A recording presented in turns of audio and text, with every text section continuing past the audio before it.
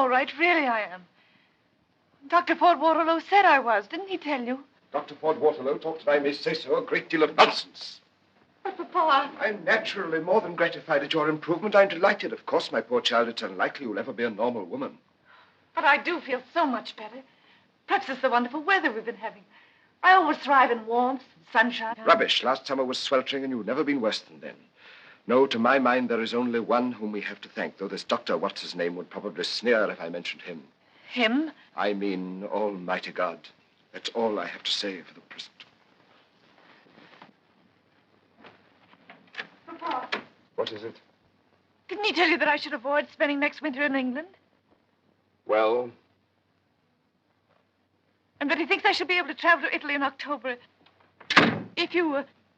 So, it's out at last. And how long has this precious plot been hatching, may I ask?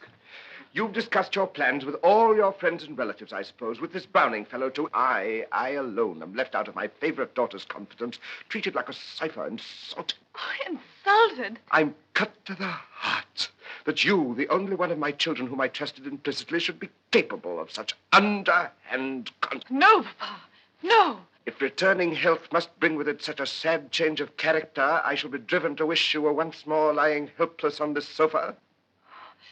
There's nothing more to be said. But there is more to be said.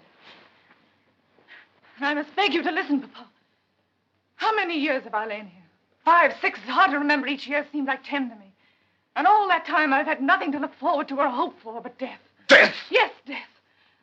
I was born with a large capacity for happiness. You remember me as a little girl. And then when life brought me little happiness and much pain, I was often impatient for the end. And then this miracle happened. Day by day, I'm better able to take and enjoy such good things that everyone has a right to. Able to meet my friends, to breathe the open air, to feel the sun, to see the grass and flowers beneath the sky. When Dr. Chambers first spoke to me of Italy, why, I put the idea from me. It seemed too impossibly wonderful.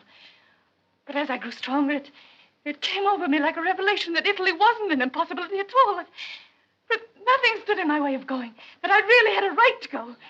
Yes, every right. Oh, in my eagerness, I may have acted mistakenly, stupidly, tactlessly, but to call my conduct underhand and deceitful is more than unkind. It's unjust. It's cruel. Self. No thought, no consideration for anyone but yourself, for anything but your pleasure. Didn't it ever once occur to you that all through the long, dark months you proposed to enjoy yourself in Italy, your father would be left here utterly alone?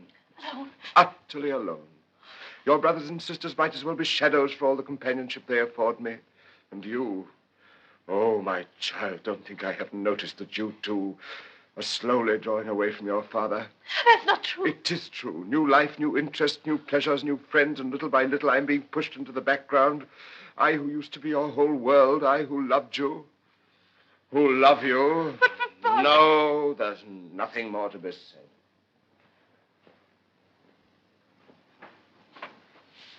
You want my consent to this Italian jaunt. I shall neither give it nor withhold it. If you go, I hope you will sometimes spare a thought for your father. Think of him at night, stealing alone into this empty room which once held all he loved. Think of him kneeling alone by the empty sofa, imploring the good shepherd to have... Who's that?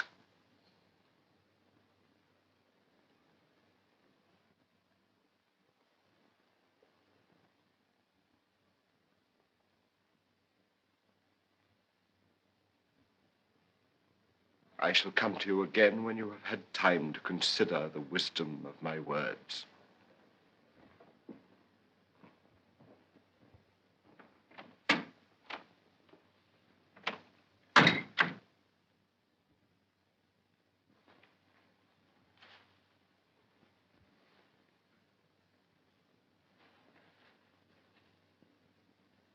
Well, Flush,